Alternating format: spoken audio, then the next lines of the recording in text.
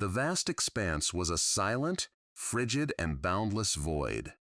A minuscule alien vessel, far from any celestial body, glided through the darkness.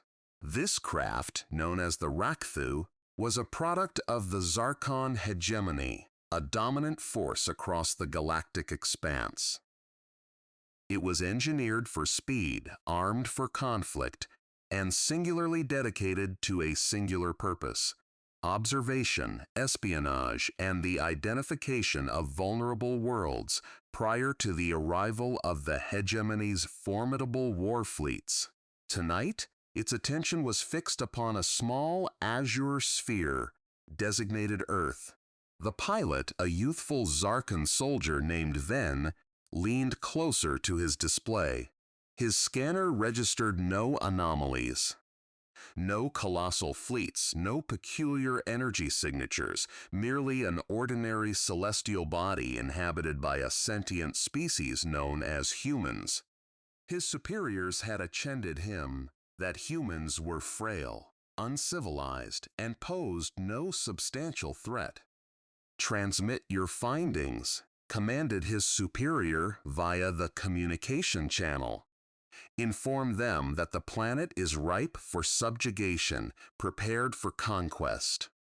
Then offered a slight smile and reached for the activation control. Then, for a fleeting instant, every illumination on his craft flickered crimson. He froze, a sudden stillness overtaking him. "What is this?" he uttered softly. There was no opportunity for a response. A luminous projectile streaked across the obsidian sky with a velocity that outpaced his instruments. It impacted the Rakthu directly at its nexus. The vessel did not disintegrate gradually. It did not issue a distress signal. It simply became a brilliant burst of light and then ceased to exist. Quietude reclaimed the cosmos as if no event had transpired. Far in the distance, deep within Zarcon territory, the sovereign sat upon his opulent throne. His appellation was Dravth-Kor, the master of over 300 subjugated worlds. He was imposing, dignified, and accustomed to victory. No species had ever defied his dominion. No species had ever endured his war fleets. An aged counselor stood beside him, his name Kesh. Kesh possessed a distinct demeanor from the other Zarcon dignitaries. He was reticent, prudent, and his gaze bore the weight of many unspoken recollections. A young officer, his breath ragged, entered the audience chamber. "My sovereign," he announced, executing a hasty obeisance. "The scout vessel Rakthu has been obliterated." A hush fell over the chamber. Dravth-Kor turned deliberately. "By what means?" "We are uncertain, my lord," the officer replied. One moment it was transmitting data, the next it vanished. No warning, no enemy signature, nothing. The Emperor's eyes narrowed. Which celestial body was it observing? The officer hesitated. "The blue planet, my lord. The one called Earth." For a moment, the chamber remained silent. Then Kesh, the elder counselor, stepped forward. His voice was measured, yet imbued with a profound gravity. "My sovereign," Kesh stated, "I must speak." Dravth-Kor gestured dismissively. "Proceed. I have witnessed this before," Kesh declared. "Many cycles ago, ere you ascended to the throne, I served with a frontier fleet near human territories. We dispatched a single vessel to probe their defenses. Merely one. It was intended to be a routine operation." And the Emperor inquired. "It never reappeared." Kesh elaborated. "No debris, no signal, no alert. The humans appeared not to even acknowledge its absence, as if it held no significance to them." A few dignitaries in the chamber emitted hushed chuckles. "That proves nothing. One of them asserted, "Vessels are lost with great frequency. Perhaps a mechanical failure." Kesh turned to him, his tone sharpening. "Would a malfunction occur twice, separated by a decade, involving two distinct craft in unrelated sectors, and leave no trace whatsoever?" A junior officer, positioned near the rear wall, cleared his throat nervously. "My sovereign, if I may? We did manage to retrieve a fragment of data from the Rakthu prior to its demise. A partial transmission sent in its final moment." Dravth Kor pivoted abruptly. "Display it."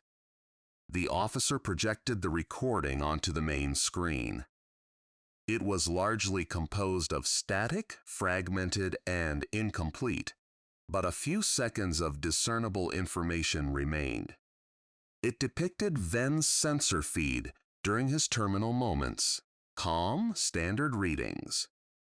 Utterly unremarkable, up until the instant all shipboard indicators turned red simultaneously. "There is no warning within this data," the officer stated softly. "No enemy vessel detected. No weapon signature registered. Whatever annihilated the Rakthu was either too swift for our sensors to ascertain, or it was never perceived as a threat until it was already too late." The chamber seemed to grow colder, though no physical alteration had occurred.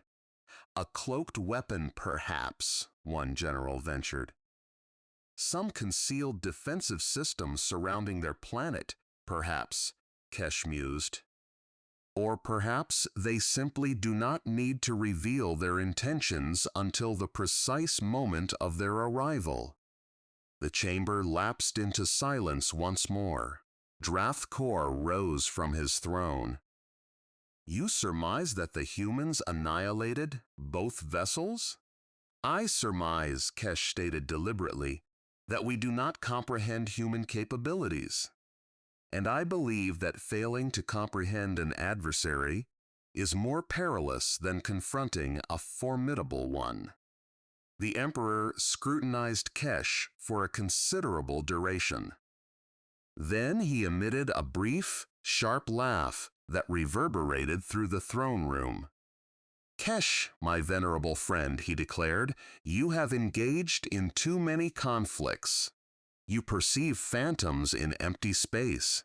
Humans are a nascent species. No faster than light travel of their own until recently.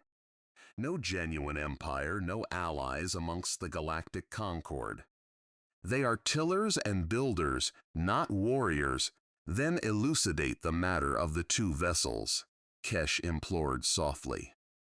The Emperor's smile faltered slightly. He turned to his war council. "Present all information we possess regarding humanity." "Everything." "I require verifiable facts, not antiquated folklore." An hour later, a colossal screen illuminated within the war room.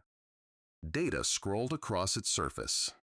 Intelligence compiled over decades from covert operatives, merchants, and reconnaissance missions. The historical trajectory of humanity unfolded before the Zarcon leaders, a civilization that had engaged in numerous internal conflicts. Subsequently, humanity gradually ceased its internecine strife and directed its attention towards the cosmos. In a mere few centuries, they constructed vessels, then swifter craft, and subsequently armaments far exceeding what such a nascent species should have had the temporal capacity to develop. One general frowned as he examined the figures. Their armament technology advances at a rate unprecedented in any species we have studied. Something is irregular about them, another observed, dismissing the concern. They are ingenious, a third added, brushing it aside. That does not imply they are formidable in combat. Kesh moved closer to the screen, his gaze fixed upon a particular line of text. "Observe this," he urged. "Human military records are exceedingly elusive, nearly concealed. However, here is a notation from a defector's log. It states, 'Humans do not engage in combat like other species. They do not merely defend. They adapt. Each time they suffer a defeat, they alter their combat methodologies. Each time they achieve victory, they analyze the reasons and refine their approach further.'" "An intriguing hypothesis," Dravthkor commented. "However, hypotheses do not secure victories. Armaments do. And our armaments are vastly superior to anything a species like this could conceivably construct within such a limited time frame." One of the junior officers, a female named Sella, stepped forward, holding a data tablet. She was recognized for her sharp intellect and meticulous research, and she seldom spoke unless she had something significant to convey. "My sovereign, there is one further detail," she stated. "I delve deeper into archaic trade manifests. Vessels that visited human territories, even solely for commerce, consistently returned with peculiar accounts. Some merchants reported humans as benevolent, inquisitive, eager to learn about other worlds. Yet every single merchant also recounted the same peculiar observation. "Which is?" Dravthkor inquired, his patience waning. "They stated that human ports possessed virtually no discernible weaponry," Sella continued. "No extensive defensive installations, no warships patrolling the perimeter. It appeared entirely vulnerable, like an easy target. Then it is undefended," one general declared. "This corroborates my assertion." "No," Sella countered firmly. "Because 3 distinct reconnaissance missions from 3 separate empires over the past 2 decades attempted to exploit that perceived vulnerability. Not one of those scouting vessels ever returned.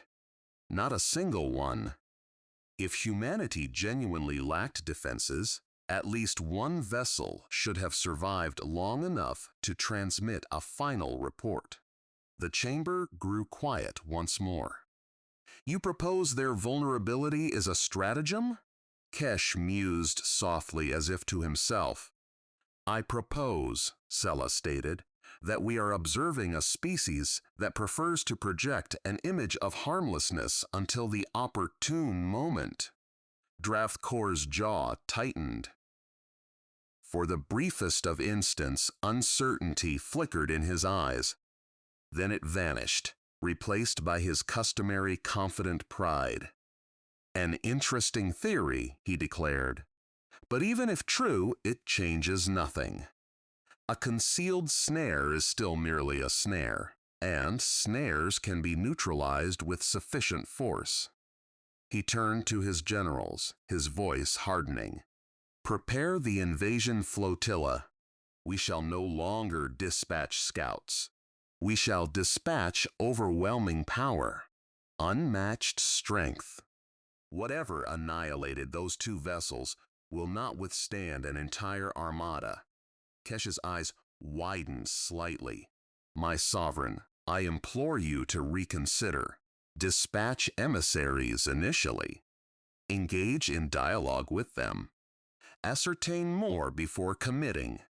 Dravthkor responded, his voice sharp. "I did not forge this empire by conversing with lesser species. I forged it through might. Humanity will comprehend the true meaning of strength." He raised his hand, and the war room erupted into activity. Officers hastened to their posts. Directives were issued. Vessels in a dozen shipyards commenced preparations for departure. Kesh remained stationary amidst the pandemonium, his gaze fixed upon the stellar map displayed on the screen, dwelling on the small azure dot marked Earth. He recalled a fragment from the distant past. A discourse with a renegade who had journeyed to human space and returned visibly shaken, refusing to articulate his experiences.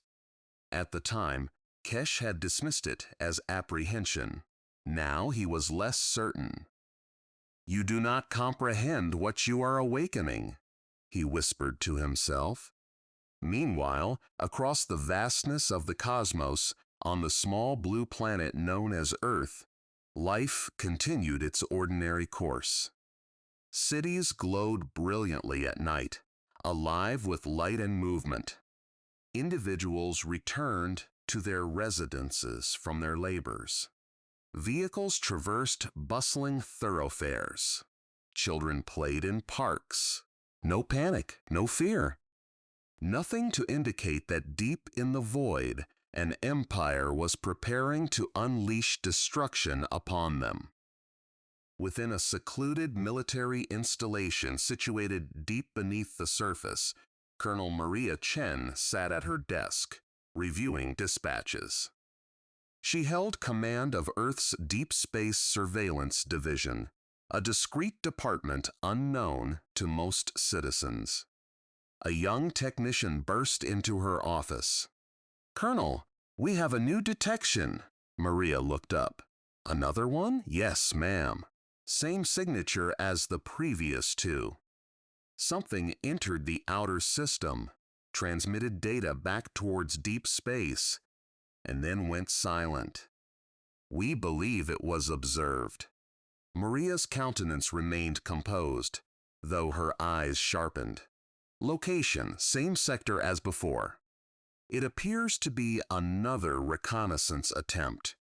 She rose and walked towards a large monitor displaying a schematic of the solar system, with small crimson markers glowing near its outermost boundary.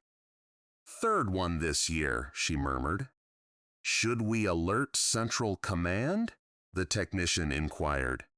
Maria paused for a moment. "Not yet. We handled the first two discreetly.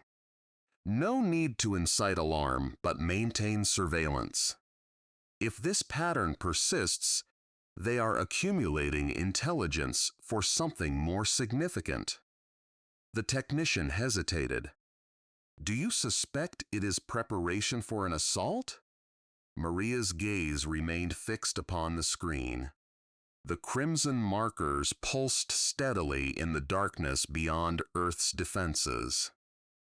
"I suspect," she stated slowly, "that someone out there has finally become sufficiently curious to investigate.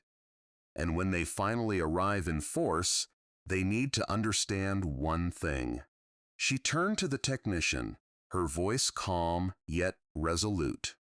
"We are not what we appear to be from a distance." The technician nodded and departed the room, but Maria remained, gazing at the map for a considerable duration. She walked to a locked cabinet in the corner of her office, entered a code, and opened it. Within lay old files, some dating back decades, marked with a single word, "Contact." She withdrew one and opened it. Inside were reports from the very first instance of humanity's encounter with an extraterrestrial presence. Quiet, meticulous notations penned by scientists and generals long since retired. The files detailed a decision made years prior, a decision known to very few individuals on Earth, a decision to prepare. Quietly, patiently, without ever announcing to the galaxy humanity's latent capabilities. She closed the file and returned it to the cabinet. In the lower echelons of the base, far beneath Maria's office, immense doors lined a lengthy concrete corridor. Behind those portals resided rows of quietly humming machinery, awaiting activation. Only a select few individuals on the entire planet were privy to what was truly housed there. It was not a construct of a week, a year, or even a decade. It represented generations of meticulous endeavor, concealed from public scrutiny, erected not out of apprehension, but from the fundamental understanding that one day, someone out there would seek a confrontation. Maria approached the window of her office, gazing upwards at the nocturnal sky where stars twinkled serenely, oblivious to the impending storm gathering far beyond their reach. "Let them come," she whispered. "We have been prepared for an extended period." Back within Zarcon space, the invasion fleet stood ready. Thousands of warships converged above the Hegemony's primary world, filling the heavens in colossal formations of gleaming metallic might, comprising cruisers, destroyers, and formidable battle carriers. Their destructive potential was sufficient to subjugate 10 planets concurrently, let alone a single, ostensibly primitive world. Emperor Dravthkor stood on the command deck of his flagship, the Ashbringer, observing the fleet's assembly. Kesh stood behind him, silent, his expression inscrutable. "This will be remembered as the day the galaxy discovered true terror," Dravthkor declared, a proud smile gracing his features. "Humanity will either prostrate itself or be consumed by fire." Kesh's gaze drifted towards the stellar map, towards that diminutive azure sphere designated Earth. "My sovereign," he stated quietly, "may I request one matter ere the fleet commences its voyage?" Dravthkor glanced back at him. "Speak." "Should this fleet falter," Kesh inquired, "what course of action will you pursue?" The Emperor emitted a brief, confident laugh. "It will not falter. There exists no possibility of failure. Not against a species bereft of allies, devoid of an empire, lacking genuine combat experience." Kesh remained silent. He once again surveyed the small blue sphere on the display, and for reasons he could not fully articulate, a chilling, quiet dread permeated his very being. Across the command deck, other officers performed their duties with unhurried precision, verifying weapon systems, confirming shield integrity, reviewing stellar charts for the most expeditious route to Earth. To them, this was merely another conquest, another celestial body to be appended to the Emperor's extensive list of triumphs. None of them had witnessed what Kesh had witnessed. None of them grasped why an elder counselor's hands trembled infinitesimally as he gripped the edge of a console. "Fleet status?" Dravthkor inquired, his voice resonating throughout the command deck. "All vessels report readiness, my lord," an officer responded. "Armaments at peak operational capacity, shields at maximum. Estimated arrival at Earth's system. 3 standard days." "Excellent," the Emperor declared, a look of satisfaction spreading across his visage. "In 3 days hence, humanity will comprehend the ramifications of challenging the Zarcon Hegemony." Kesh moved closer, a final suggestion forming in his mind. "My sovereign, might I propose dispatching only half the fleet? Retain the remainder in reserve, as a contingency." "In case of what, Kesh?" Dravthkor interrupted, his patience finally eroding. "In case a pastoral world with no allies somehow obliterates half my armada. You have served me faithfully for many cycles, my esteemed companion. However, tonight, your apprehension has become wearisome. This fleet is invincible. No species has ever withstood it, nor ever shall. Kesh lowered his head slightly. "As you command, my sovereign." Yet, even as he uttered these words, a profound sense of unease persisted within him. He recollected the renegade who had returned from human space in a state of agitation, refusing to divulge his experiences. He contemplated the 2 scout vessels that had vanished without a trace. He recalled Sella's pronouncement. A species that prefers to project an image of harmlessness, the order was given. The fleet advanced, its engines igniting sequentially, illuminating the void like 1,000 nascent stars. Vessel after vessel surged forward into the darkness, their formations immaculate, their armaments primed, their confidence absolute. The Zarcon Hegemony was embarking upon warfare. And somewhere far ahead, on a small blue planet that had already rendered 2 vessels non-operational without apparent effort, something lay in wait, something patient. Something that had been preparing for this precise moment for an immeasurable duration, far exceeding the comprehension of any within the hegemony. As the fleet receded into the stellar expanse, Kesh remained on the command deck long after the others had adjourned to their stations. He gazed at the stellar map, at the small blue dot designated Earth, which grew progressively diminished as the fleet journeyed further from their home system. "You do not know what you are sailing towards," he whispered for the final time.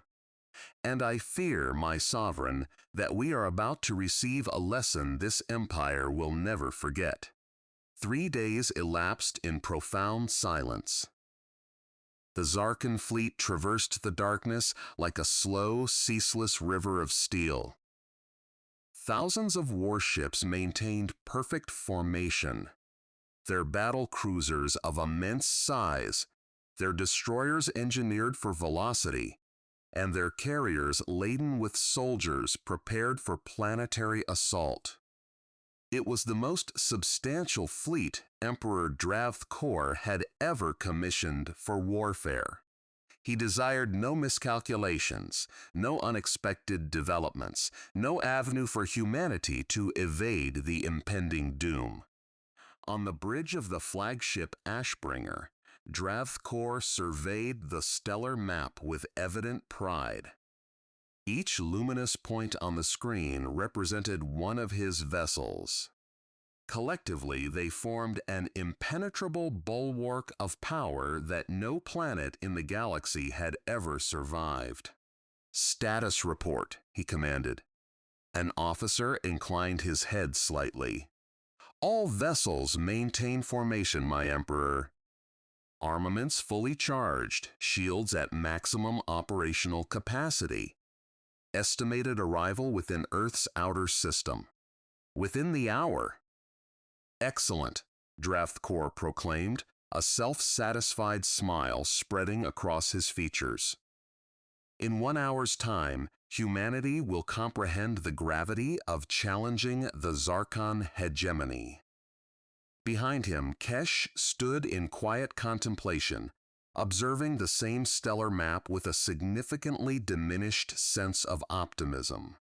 He had articulated all that he could. The Emperor had made his determination. Now all Kesh could do was observe and hope his premonitions were unfounded. Yet deep within, he held no such conviction. He ambled slowly along the periphery of the command deck, passing rows of officers engrossed entirely in their instruments. None of them displayed any signs of apprehension. None of them appeared to bear the same burden he did. To them, this was merely another campaign, another planet to be added to a lineage of victories stretching back through generations. Kesh envied their certainty, even as he feared it. "Sella," The young officer who had meticulously examined the ancient trade manifests approached him quietly. "You still believe we are making an error?" she posed, the question implicit. "I believe," Kesh responded, "that pride possesses a singular ability to obscure the vision of even the most sagacious among us. The Emperor perceives numerical superiority, thousands of vessels against a single minor world, but numbers alone have never been the decisive factor in every conflict throughout history. Occasionally, the less numerous faction possesses an understanding that the larger entity lacks." Sella glanced at the stellar map, at the diminutive azure dot, gradually increasing in size as the fleet advanced. "What do you believe they comprehend?" Kesh remained silent for a considerable interval. "Patience," he finally stated, "and the inherent value of maintaining reticence until the opportune moment for action arises." Far ahead, on the small blue planet designated Earth, the world remained tranquil. Sunlight bathed towering glass edifices and bustling metropolises. Vehicles navigated wide roadways. Children ran through verdant parks, their laughter echoing as they chased one another beneath unblemished skies. Millions of individuals lived their ordinary existence entirely unaware that somewhere far above their atmosphere an entire empire was approaching with the singular intent of subjugating their home. Only a select few individuals on the planet were privy to the truth. Deep beneath the surface, within a highly fortified installation, Colonel Maria Chen occupied a dimly lit control room, her gaze fixed upon an expansive screen filled with data. Around her, dozens of technicians diligently worked at their stations, monitoring numerical readouts and graphical representations that few outside this chamber would ever comprehend. "Colonel," a young officer announced, approaching her, "the object we detected 3 days prior has increased in magnitude. It is no longer a singular signal." Maria turned abruptly. "Display it." The screen transformed, revealing a colossal aggregation of shapes moving steadily towards the solar system's perimeter. Thousands of individual signals, all progressing in unison in a compact formation. For a prolonged moment, no one in the room uttered a sound. "That is not a reconnaissance mission," Maria stated softly. "No, ma'am," the officer replied. "Based on the scale and formation, we surmise this constitutes a full-scale invasion fleet." Maria's jaw tightened, but her voice remained steady. "Estimated time until arrival. At their present velocity, they will reach Earth's orbital space within 60 minutes. The atmosphere in the chamber thickened with apprehension. Several of the junior personnel exchanged uneasy sidelong glances. Maria took note of this and rose, proceeding to the room's focal point so all could observe her. "Attend closely," she stated, her voice firm and distinct. "This is not the inaugural instance our world has confronted a peril of this magnitude. We have undergone extensive preparation for this very juncture. Every mechanism, every directive, every strategy we have devised. This is precisely what it was engineered for." She turned towards the officer. "Initiate Protocol Sentinel. Dispatch an alert to Central Command. The time is now." The officer acknowledged with a nod and hurried to his workstation, inputting a lengthy series of commands. Across the room, displays sequentially illuminated, revealing novel intelligence.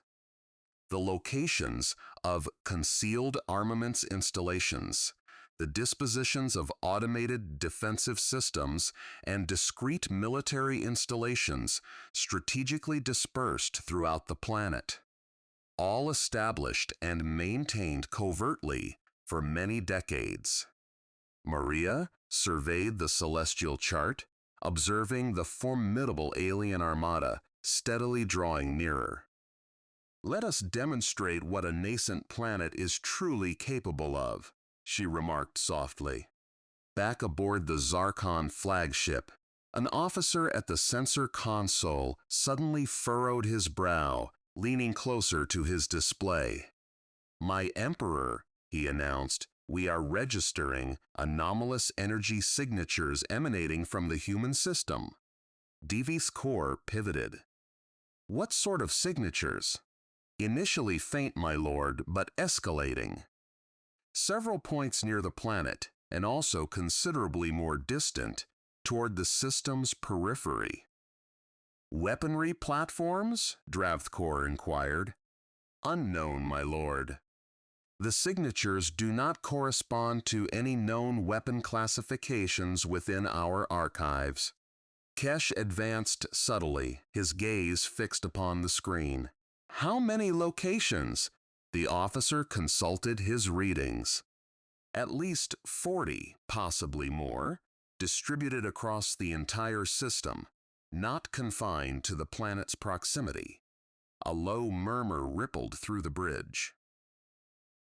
40 distinct energy sources," Kesh articulated deliberately, "concealed throughout their entire domain, activating the instant our fleet arrives." Dravthkoror's countenance hardened, though his assurance remained undiminished. "The quantity of concealed defense installations is immaterial. Our fleet's strength dwarfs anything a solitary planet could amass by a factor of 100 to 1.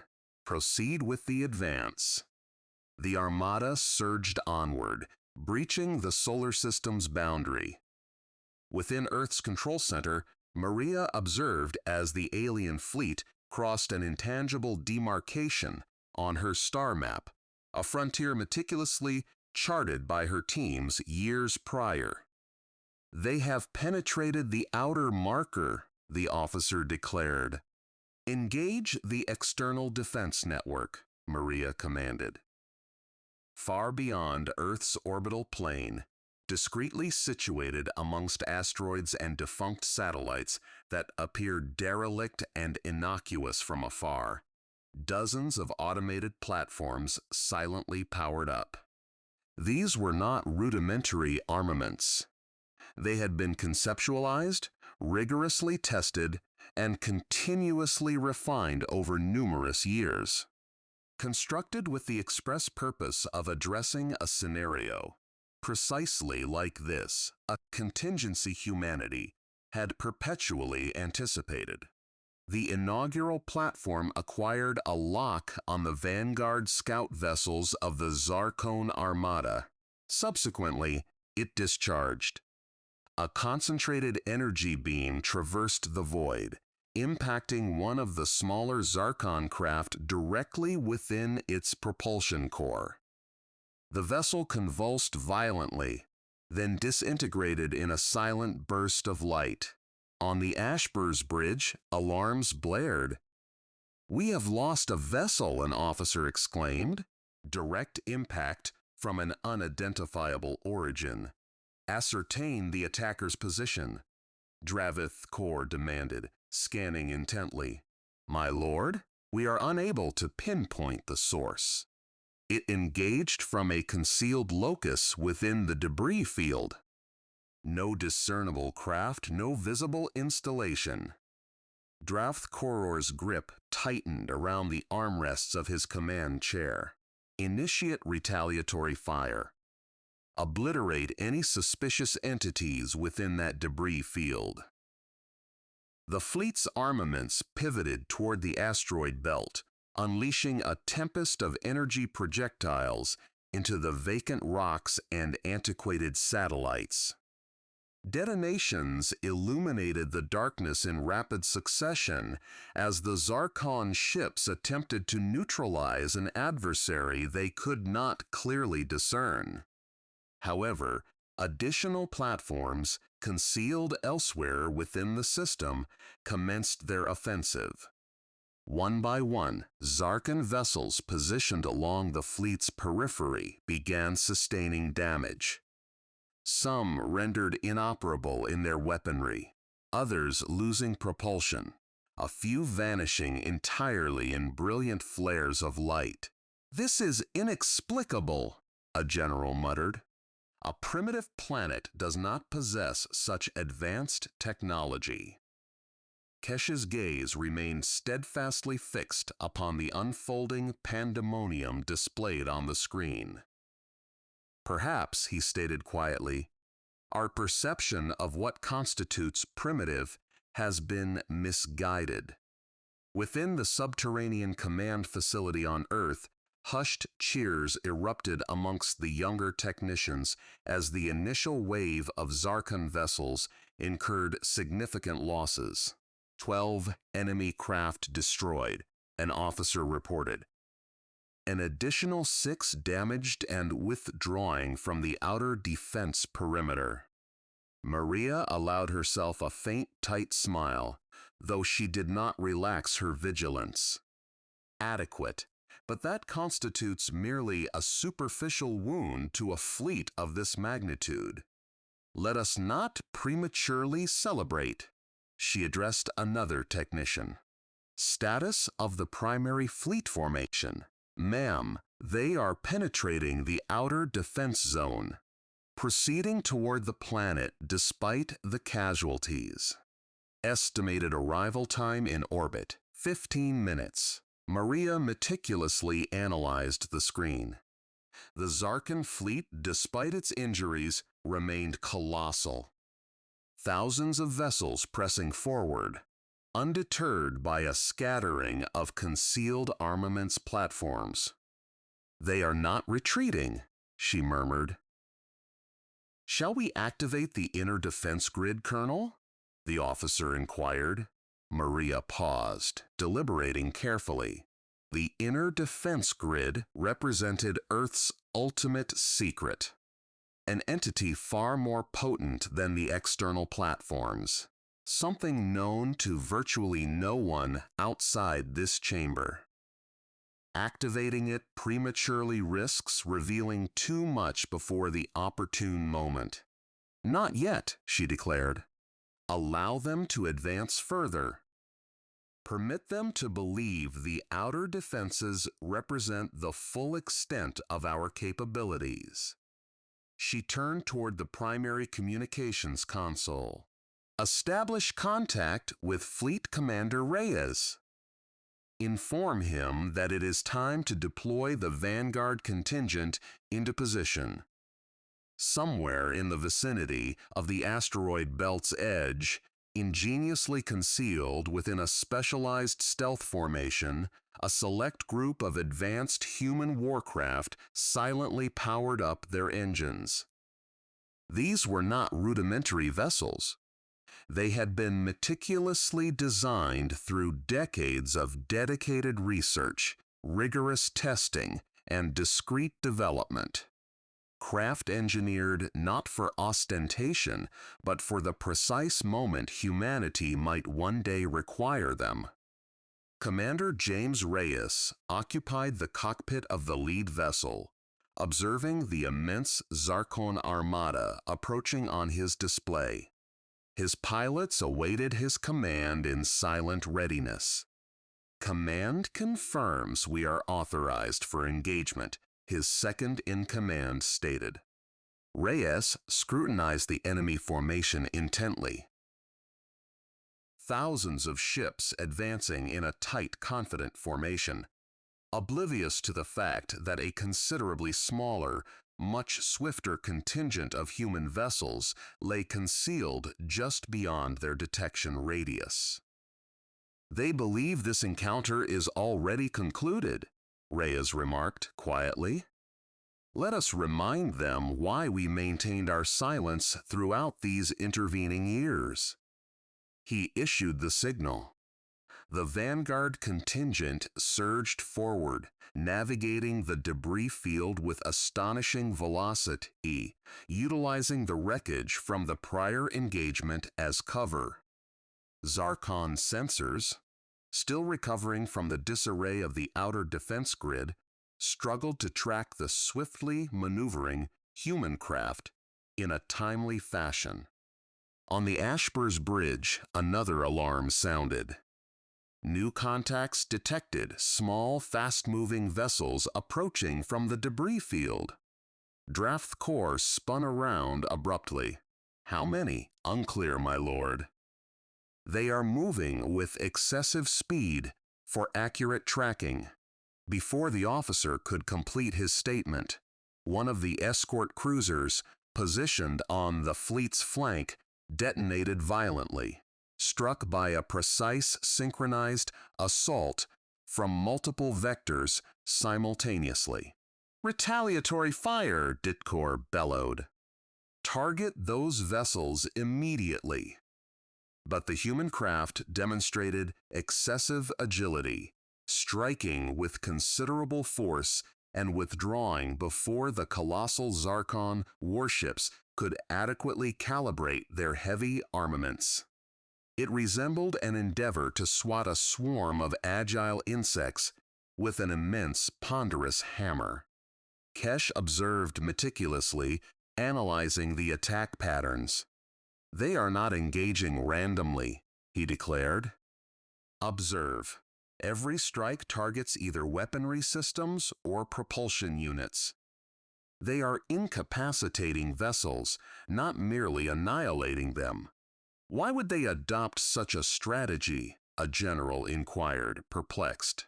Kesh's expression grew grave. Because a species confident enough to disable, rather than obliterate, is a species unconcerned by the prospect of an extended conflict. Draft Corps' composure began to falter, albeit subtly. Enough of this charade.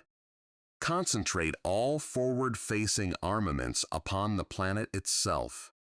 If they are intent on safeguarding their world, let them face the choice between preserving their fleet or their homeland. The directive sent a tremor of unease through even some of his own officers. However, none dared to challenge the Emperor's command. The primary Zarcon fleet commenced reconfiguring its formation. Forward cannons charged, aimed resolutely toward the small azure planet ahead. Within Earth's command center, tension escalated sharply as new data streamed across the displays. Colonel, the primary fleet is charging its weapons, an officer stated urgently. It appears they intend to fire directly upon the planet. Maria's gaze sharpened, yet she remained unfazed.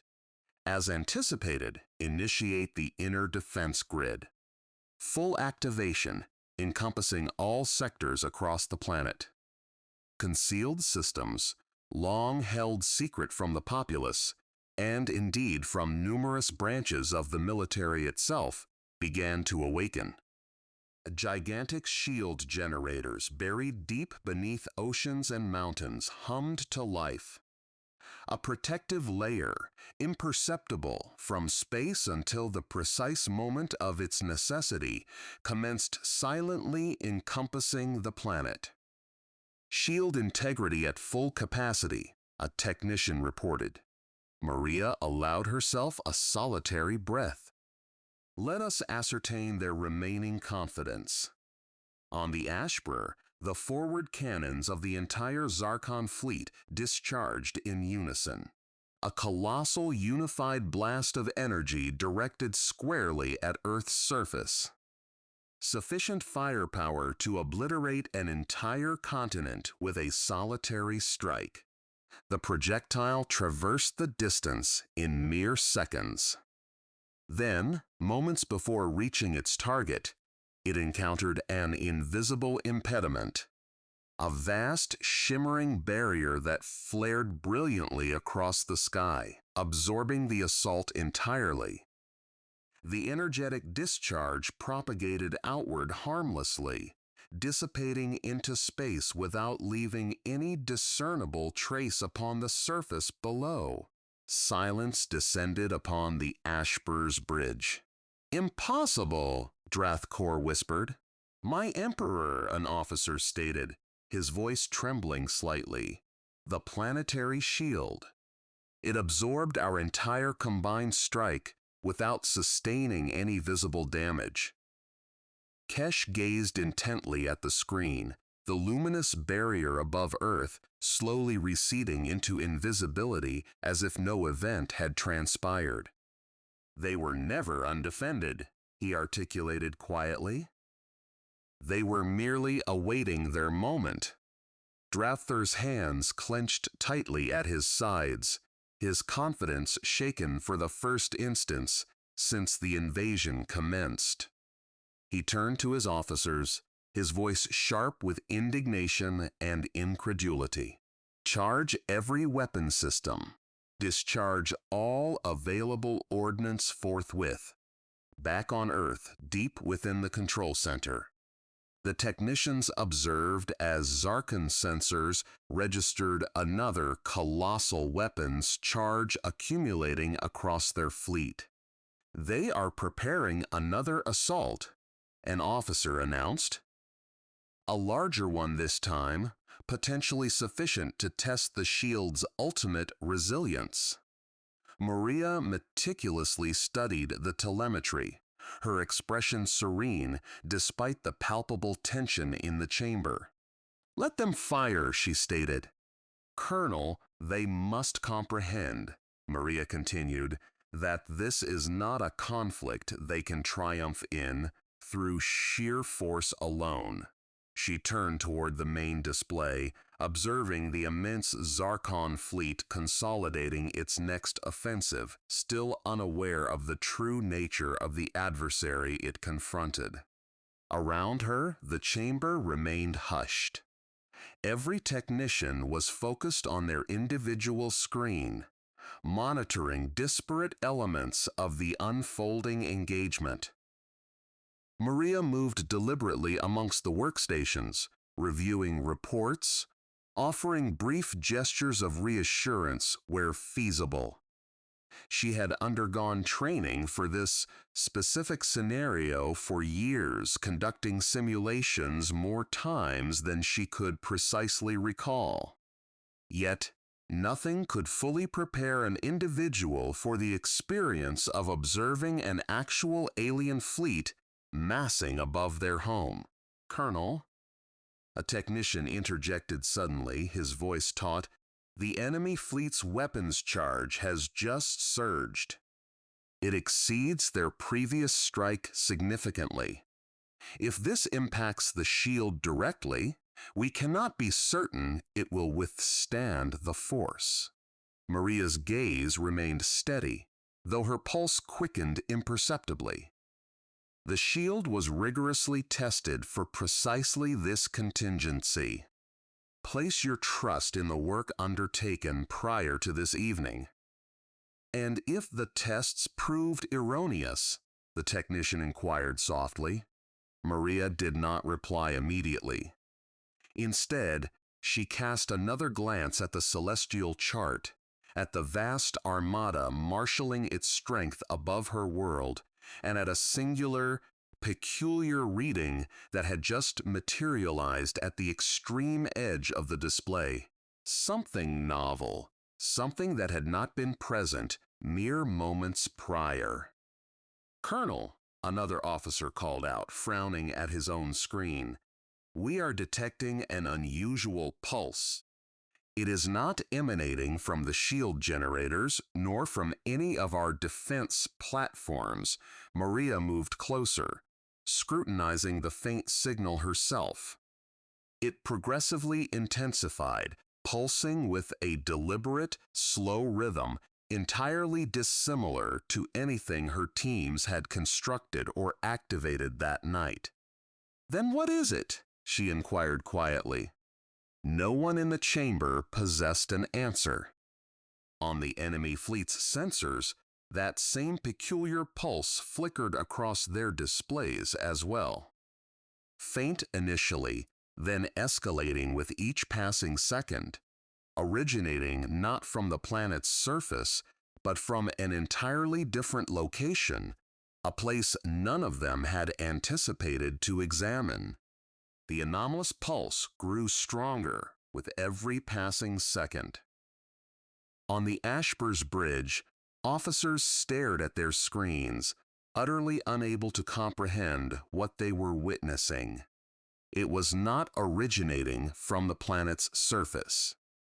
It was not emanating from the shield generators, nor the hidden defense installations, nor the diminutive, swift craft that had already inflicted considerable damage. It was emanating from a position high above the planet. Location? Dravthkor demanded.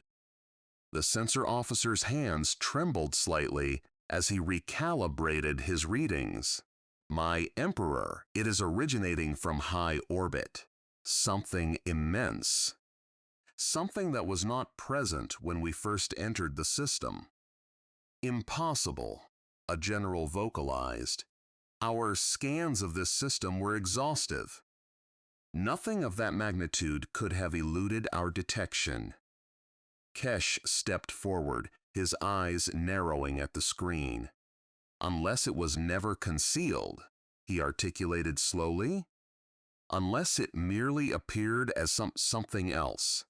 As if in response to his words, the object on the screen began to transform its configuration.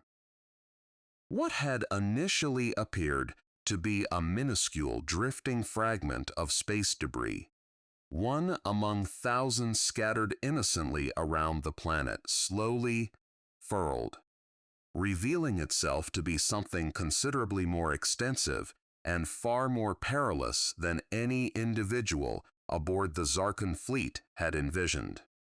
A colossal human warship, easily thrice the size of the Ashbur, fully emerged from its camouflage, its hull reflecting the distant sunlight. The bridge was plunged into stunned silence. "That is not feasible," Dravthkor whispered. "Our scans indicated nothing but debris in that position." "Perhaps," Kesh observed quietly, "that was precisely the intent." Further murmurs spread across the bridge as officers fixed their gazes upon their screens, witnessing the newly revealed vessel's true proportions become apparent. It bore no resemblance to anything recorded in the Zarin Empire's archives. Sleek, potent, adorned with numerous weapon emplacements that had been perfectly concealed mere moments prior. "Scan its armament systems," Dravthkor commanded, attempting to steady his voice. The sensor officer worked with haste, his hands moving rapidly across his console. After a brief interval, his face paled. "My Emperor, I cannot obtain a clear reading." Whatever technology they employed to disguise this vessel, it appears to continue interfering with our scanners, even now that it has revealed itself. "Then we are entirely ignorant of the entity we confront," a general stated softly. "We are cognizant of one certainty," Kesh declared. "They permitted us to perceive it only when they deemed us prepared for its revelation. Nothing transpiring this evening has occurred by chance." Within Earth's control center, Colonel Maria Chen observed the identical event unfold on her own displays. A subtle, satisfied smile graced her features for the first time that night. "The Endeavor is fully operational," a technician reported. "All systems nominal?" "Excellent," Maria affirmed. "It is time they witnessed what we have truly been constructing." The Endeavor had been under construction for nearly 15 years, meticulously built in a covert shipyard on the lunar far side, carefully camouflaged to evade detection by any passing alien scout. It represented Earth's inaugural true flagship. Not merely a warship, but a declaration. A message to the galaxy that humanity had concluded its period of concealment regarding its capabilities. Maria recalled the nascent stages of the project, back when she was a significantly junior officer, participating in briefing sessions populated by scientists and generals who debated for years whether such a vessel should even be constructed. Some contended that peace could be maintained solely through unobtrusive diplomacy. Others maintained that the galaxy was far too perilous a domain for any species to remain unprepared. Ultimately, humanity embraced a balanced approach: cultivate strength, yet refrain from publicizing it. Prepare for conflict while harboring a quiet hope that conflict would never seek them out. Tonight, that hope had finally been extinguished. "Bring her forward," Maria commanded. Let us commence the secondary phase. On the Endeavor's bridge, positioned high above Earth's surface, Fleet Admiral Sarah Oe stood at the command station, observing the formidable Zarcon Armada arrayed before her like a field of ominous clouds. She had dedicated her entire life to preparing for this precise moment, as had every officer standing beside her. "Admiral, the enemy fleet has registered our presence," an officer reported. "Excellent," Oe responded calmly. "Let us make our formal introduction." She turned to her weapons officer. "Flagships escort cruisers. Precise strikes exclusively. Disable. Avoid destruction wherever feasible." "Understood, Admiral." The Endeavor's formidable cannons activated, glowing intensely along its hull, before releasing a series of controlled, accurate volleys across the Zarcon fleet's forward ranks. Vessel after vessel lost power, their armaments and propulsion systems rendered inoperable within seconds without a single detonation. "They are not destroying our ships," Kesh observed from the Ashbur's bridge, his voice laced with disbelief. "They are deliberately disarming them." "Why would they exhibit such restraint?" a general inquired, bewildered. Kesh's expression assumed a somber intensity. "Because they do not require complete annihilation to achieve victory. They merely need to demonstrate their capacity to do so should they elect to." Drathkoror's composure finally fractured entirely. "Enough of this indignity," he vociferated. "All vessels converge fire upon that single craft. Annihilate it immediately." Hundreds of Zarcon warships pivoted their armaments toward the Endeavor, unleashing a massive, unified barrage of energy projectiles. The assault illuminated the space surrounding Earth as if a second sun had materialized. Sufficient destructive potential to level an entire continent, concentrated upon a solitary target. The Endeavor's shields flared brilliantly under the impact, absorbing volley after volley. For a tense interval, sparks cascaded across its hull, and alarms blared within its bridge. "Shields at 60%, an officer reported, maintaining a steady tone. Admiral Oe gripped the edge of her command console, observing the relentless assault. "Divert auxiliary power to the forward shields. Initiate counterfire. Patterned engagement. Target their central formation." The Endeavor responded with a devastating counteroffensive, slicing through the core of the Zarcon fleet's central cluster. Vessels buckled under the precision of the strikes, their weaponry and propulsion systems failing sequentially. Elsewhere within the conflict, the smaller human craft, the Vanguard contingent, led by Commander James Reyes, continued to navigate the chaos, engaging swiftly and withdrawing before the larger Zarcon vessels could effectively retaliate. Reyes meticulously monitored his display as another Zarcon cruiser lost power following a precise strike from his squadron. "Excellent shot, Lieutenant Park." "Thank you, sir," came the reply, her voice calm, though tinged with the tension of the moment. A junior pilot, barely beyond his initial training, flew closely alongside Reyes's vessel. His designation was Enan Daniel Cole, and this marked his very first true engagement. "Commander," Cole stated, his voice quivering slightly, "there are so many of them. Will we truly prevail in this?" Reyes maintained his focus on the ship's controls, navigating the vessel through a constricted passage between two formidable enemy cruisers. "Cole, heed my words," Reyes urged. "This engagement isn't about matching their fleet strength. It never was.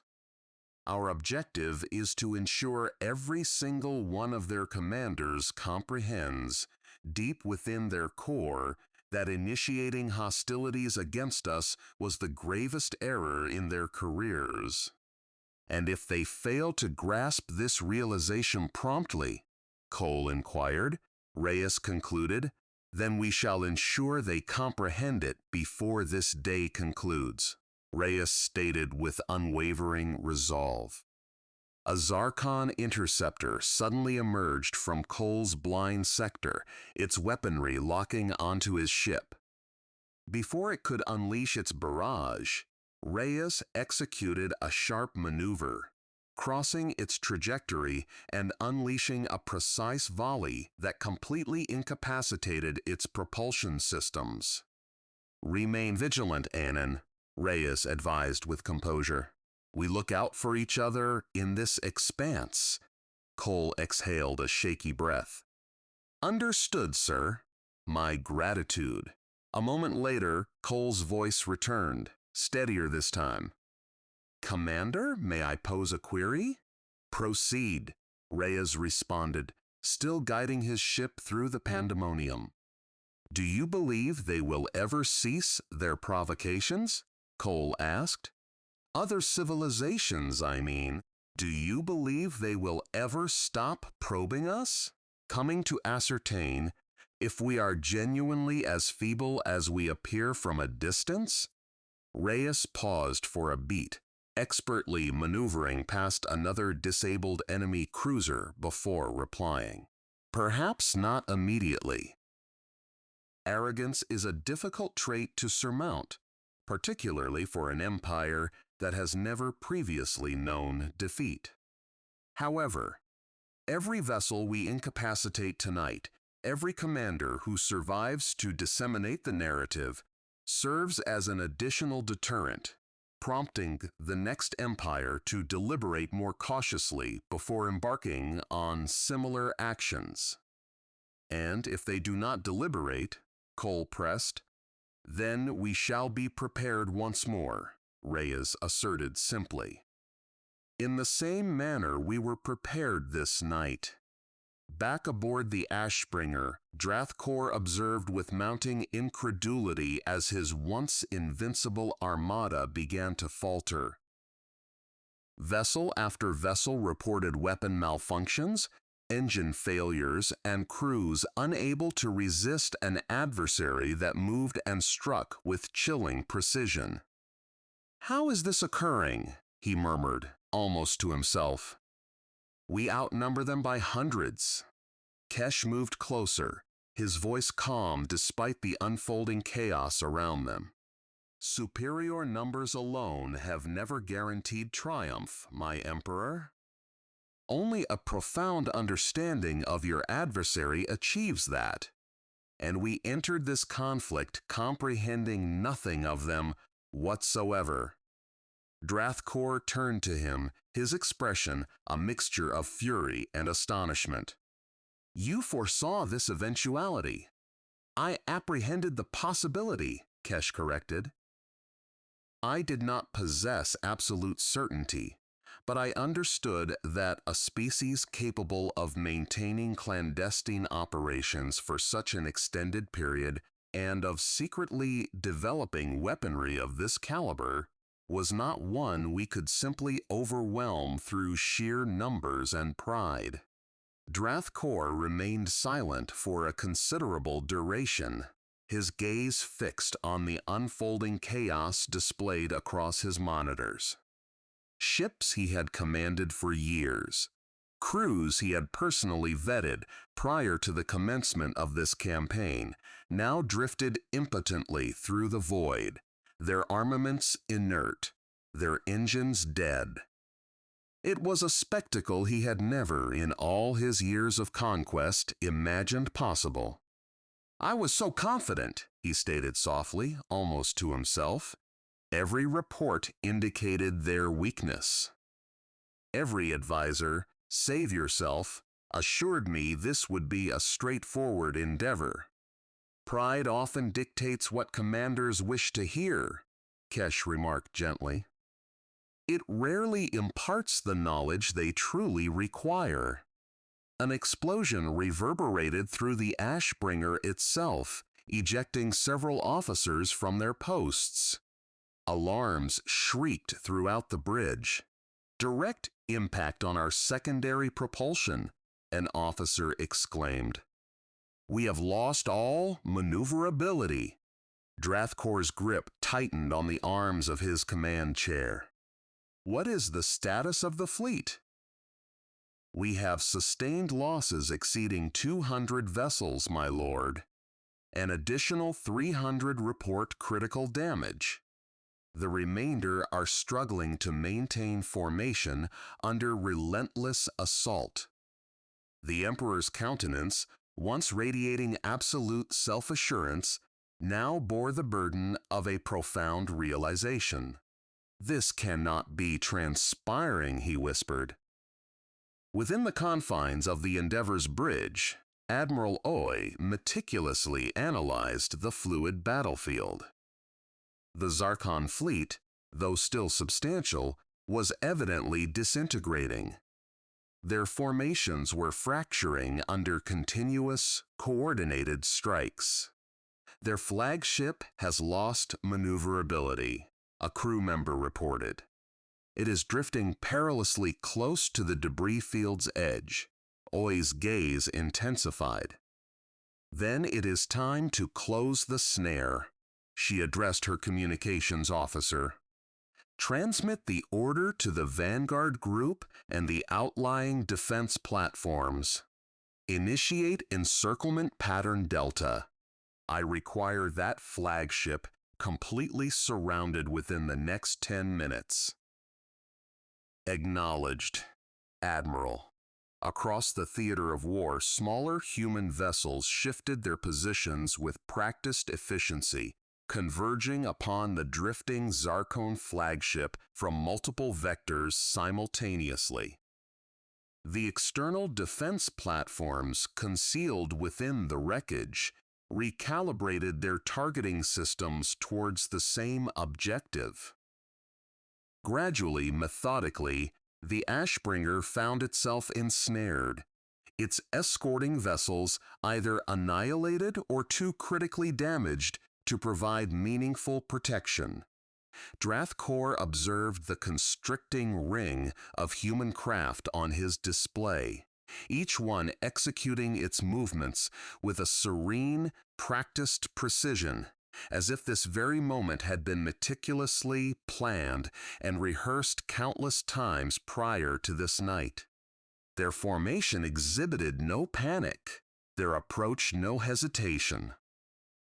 It was the movement of a species that had anticipated this conflict long before the initial Zarcon scout vessel breached their system's perimeter. "Transmit the directive to our remaining escort vessels," he commanded quietly. "Instruct them to attempt a breakout towards the outer perimeter of the debris field." "My Emperor," an officer began hesitantly, "our remaining escorts number fewer than a dozen. The human formation has already sealed every viable egress route." Drathkor's hands clenched tighter on the armrests of his command chair. For the first time since assuming the throne, he experienced a sensation entirely alien to him. The chilling, insidious certainty that victory had irrevocably slipped beyond his grasp.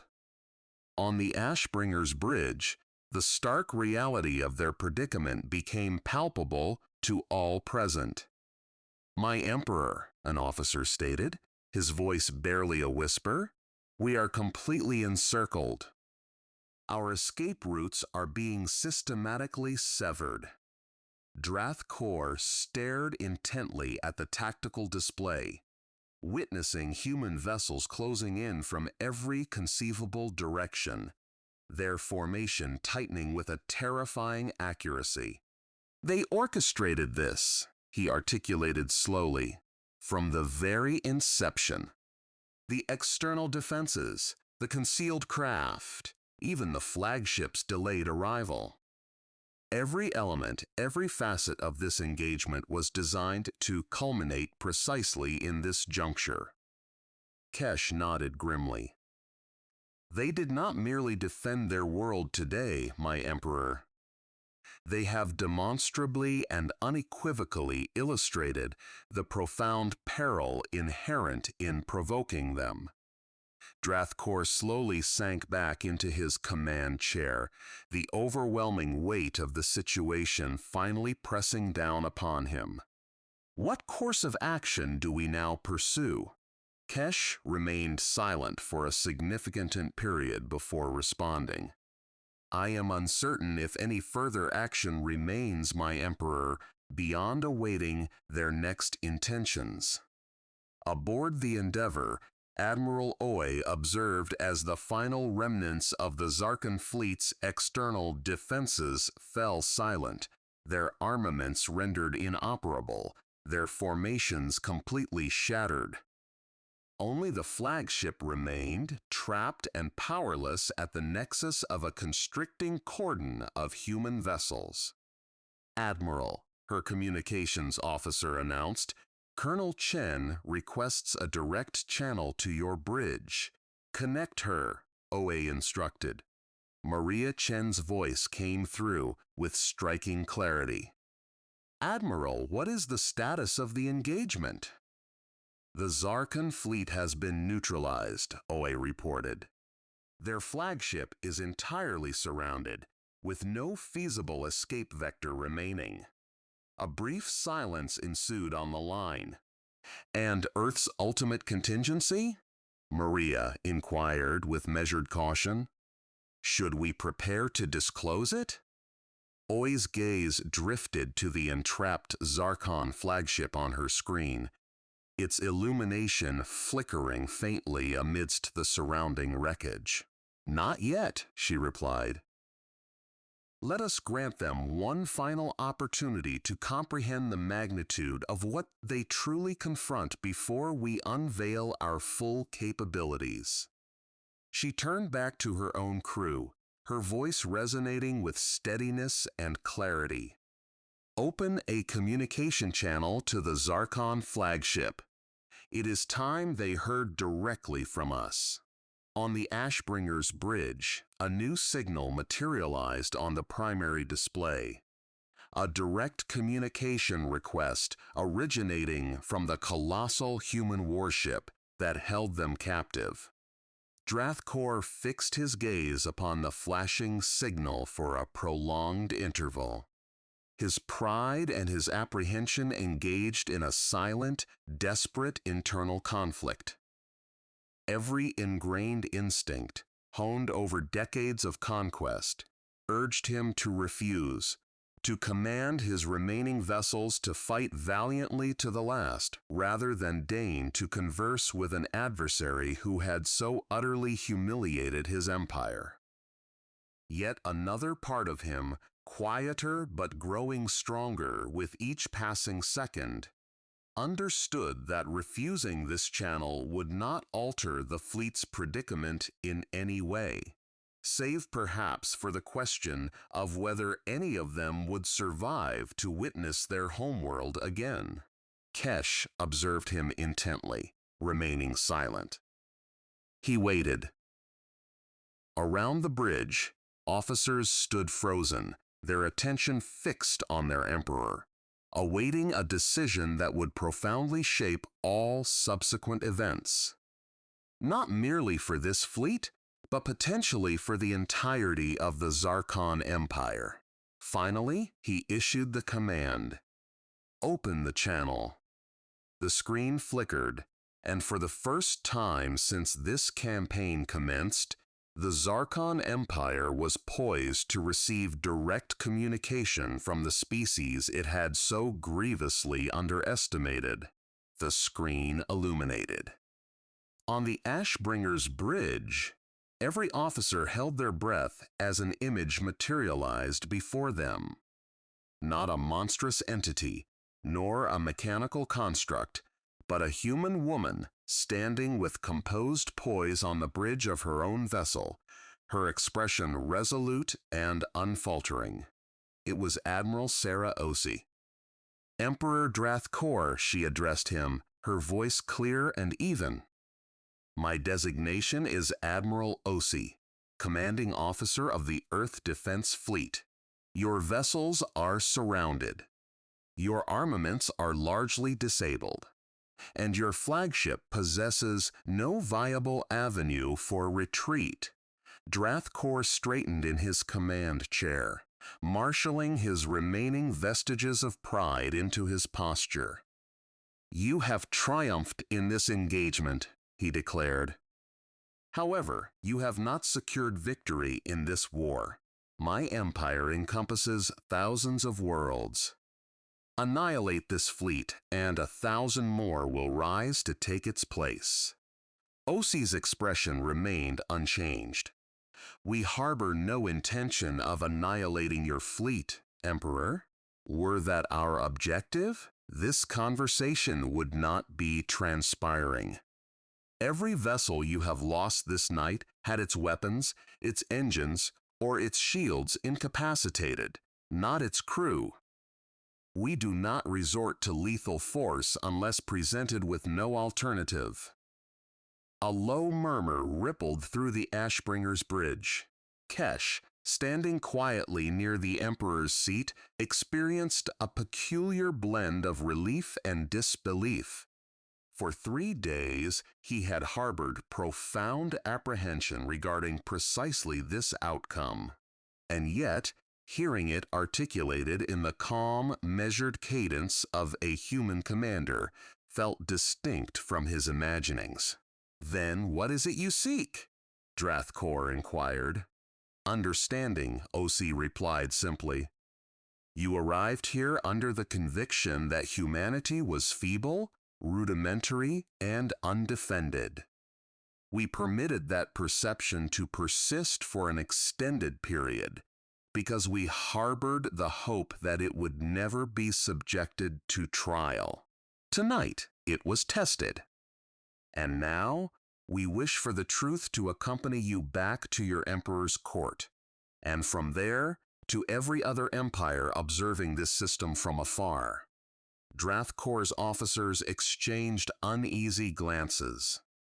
Several among them had harbored unwavering confidence in an effortless victory throughout the campaign, and now found themselves grappling to reconcile that confidence with the wreckage strewn across their sensor arrays. "You speak as though this outcome was predetermined from the outset," Drathkor stated, "as if no action on our part this night could have altered the result. Very little would have altered it, OC admitted with candor. We have meticulously developed our defenses over many years, meticulously simulating every conceivable scenario and rigorously preparing for precisely the type of overwhelming force you deployed tonight. Your fleet was substantial, Emperor, but sheer magnitude seldom secures victory against an adversary who has already thoroughly analyzed every potential iteration of such a conflict. Drath Kor remained silent for an extended period, absorbing the gravity of her pronouncements. Deep beneath Earth's surface, within the control center, Colonel Maria Chen observed the exchange with keen scrutiny, her arms crossed, her expression inscrutable. She is presenting him with a choice, a technician commented quietly. She is offering him something far more valuable than that, Maria countered. She is giving him a narrative to convey home, one that might dissuade the subsequent fleet from ever departing its shipyards. The technician glanced at her, curiosity piqued. Do you believe it will be effective, Colonel? Do you think a single emperor's account will truly deter other empires from attempting the same? Maria considered the question with careful deliberation before responding. Not entirely, no. There will always be some commander somewhere who believes their fleet is exceptional, their strategy superior, and that the tales are exaggerated. However, every empire that heeds this account and opts for caution over conquest represents one less conflict we will be compelled to wage. That outcome holds far greater value than the expense incurred in constructing all that you observe around you this night. On the screen, Drath Kor remained seated in silence, evidently weighing his subsequent words with meticulous care. Surrounding him, his officers awaited, many casting nervous glances towards Kesh, the solitary advisor among them, who had accurately predicted this outcome from the very commencement. What truth do you desire me to impart? Drath Kor finally inquired. OC's expression softened incrementally. That humanity does not pursue conquest. We did not construct the Endeavor, nor the defense platforms, nor the Vanguard fleet, with the intention of extending our dominion across the galaxy. We erected them because history long ago instilled within us the understanding that peace devoid of strength is merely an invitation for someone, eventually, to challenge that peace through force. She paused, allowing her words to resonate before continuing. Tonight, your empire tested that peace, and now you comprehend, with a clarity surpassing any report or ancient tale of betrayal, precisely what awaits any force that attempts it again. Kesh stepped forward slightly, addressing the screen directly, eliciting surprised glances from several officers in his vicinity. Admiral, he stated, if I may interject a query. OC's eyes shifted towards him. Proceed. You assert that you do not seek conquest, Kesh articulated with caution. Yet you have fabricated weaponry capable of vanquishing an entire Imperial invasion fleet within a single night. Such formidable armaments are rarely developed solely for defensive purposes. OC contemplated his question for a considerable duration. You are perceptive to note that, she acknowledged. Power such as ours could readily be directed towards conquest should we elect that path. However, history has repeatedly demonstrated that empires built through subjugation ultimately crumble under their own inherent burdens. through internal revolts, through overextension, through the sheer impracticality of maintaining control over too vast an expanse for too prolonged a period, she continued, her voice firm yet even. We have chosen a distinct course. We safeguard what is rightfully ours. We extend aid to those who solicit it. However, we do not seize that which does not belong to us. This decision has incurred less of a cost than you might anticipate, and it has yielded something infinitely more valuable than territorial acquisition. The absolute certainty that any conflict brought to our doorstep will conclude precisely as it has tonight. Kesh nodded slowly, a complex mixture of deference and disquiet crossing his features. He had studied countless empires throughout his extensive service. Yet, he had never encountered a philosophical framework quite akin to the one Ozzy articulated with such unvarnished directness. Drathkor listened to their exchange in profound silence. His mind meticulously replayed every event he had witnessed since the destruction of the Rakthus 3 days prior, the warnings he had disregarded, the evidence he had willfully ignored, the ingrained pride that had propelled him to dispatch an entire armada against a species he had never truly bothered to comprehend. "What transpires now?" he finally inquired, his voice softer than at any preceding moment during the entirety of the campaign. "Your surviving vessels will be permitted to depart," Osi stated.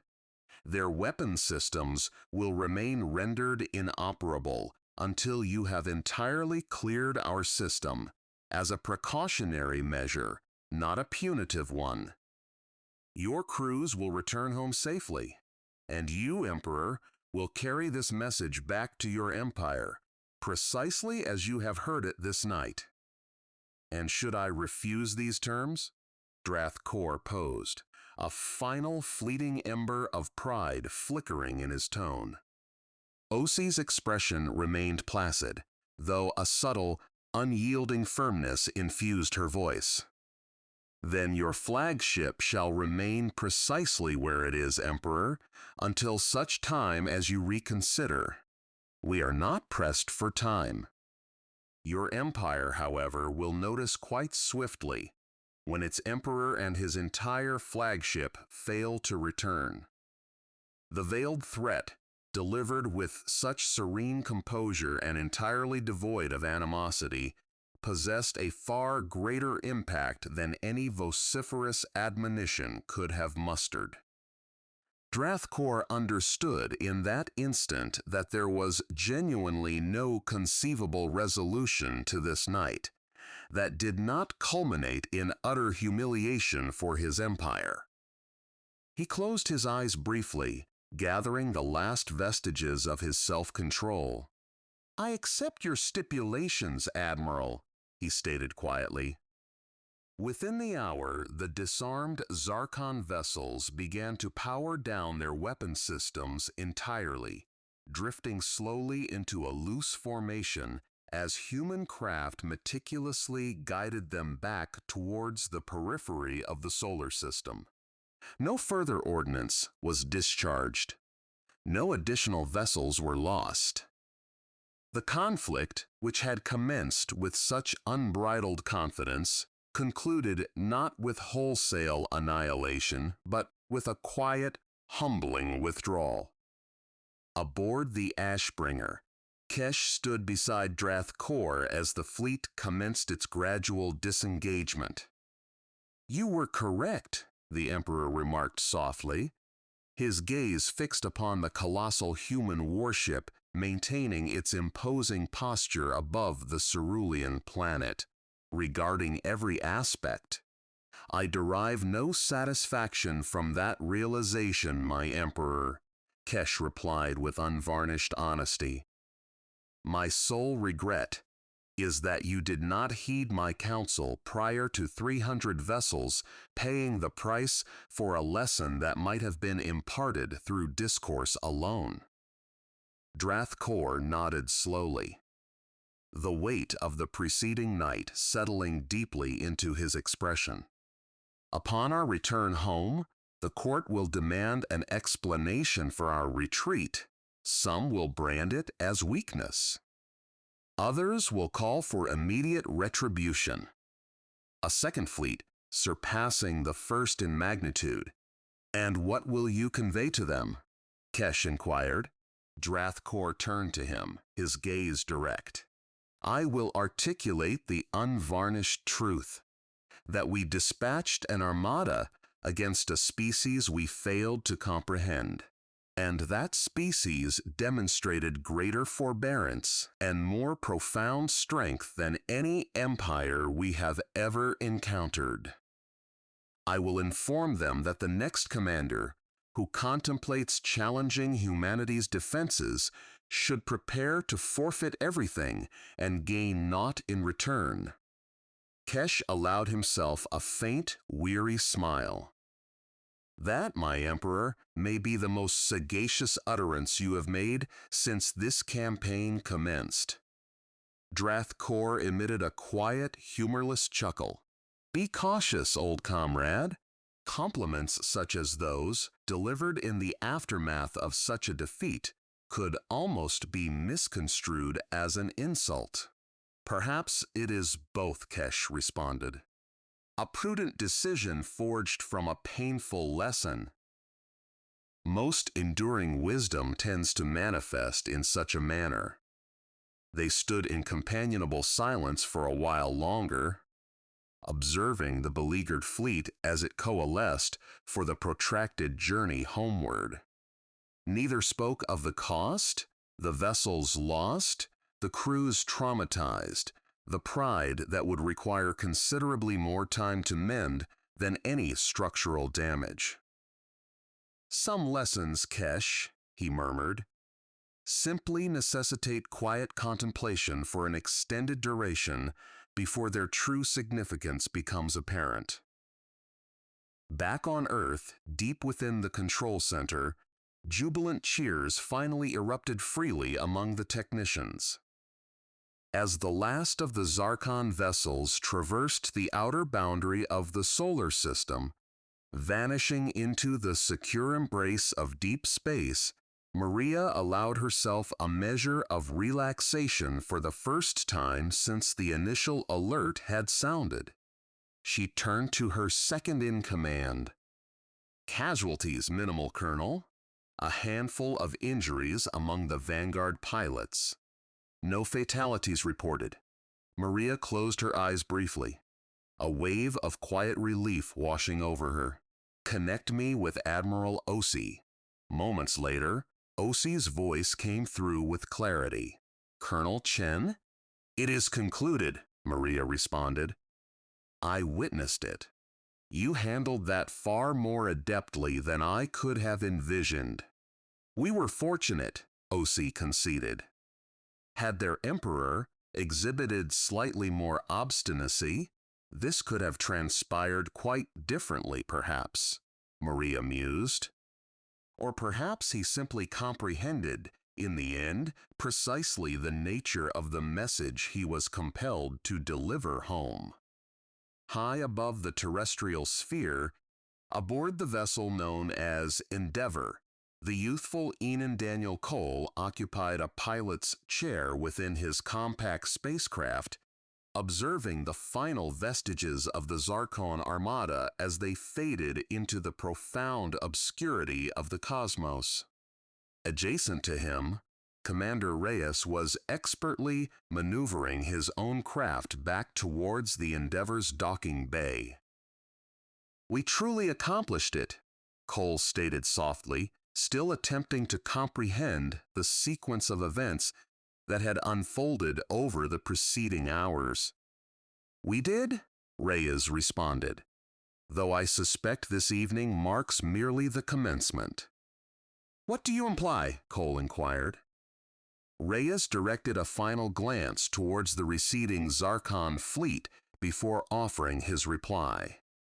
News disseminates with remarkable celerity amongst the celestial bodies, Enon. Tonight, an entire empire apprehended the verity concerning humankind through arduous means. Somewhere beyond, other dominions will eventually receive this narrative, by one method or another. Certain entities will embrace it forthwith. Others will remain unconvinced until they ascertain it through personal experience. Do you anticipate further incursions? Cole posed the question quietly. Potentially, Reyes conceded. However, should they materialize, they will encounter precisely what the Zaran Empire discovered this very evening.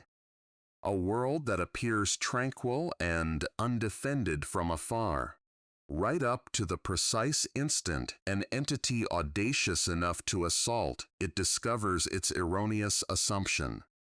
Weeks later, deep within Zarcon Dominion, Emperor Dravthkor once again stood before his assembled council, recounting the episodes of that singular humbling night above Earth.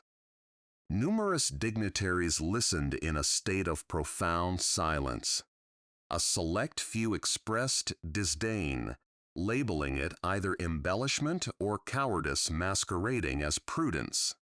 A young general, keen to demonstrate his mettle, rose to address the assembly.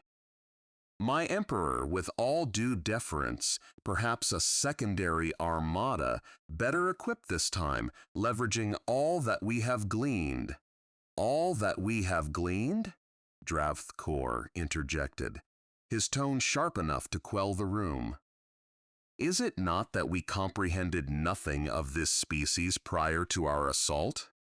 A secondary armada, armed with the same ignorance, would yield no superior outcome than the first. I shall not dispatch additional members of our populace to perish, while endeavoring to prove a lesson I have already assimilated at considerable expense. The young general, chastened, resumed his seat quietly.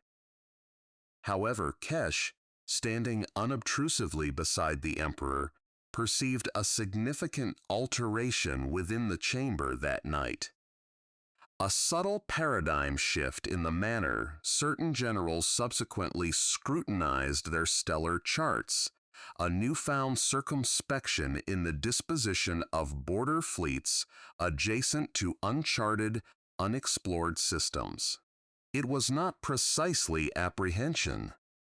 It bore a closer resemblance to a deep-seated respect, however reluctant and tacit. News of humanity's admonition propagated gradually across the galaxy in the ensuing months.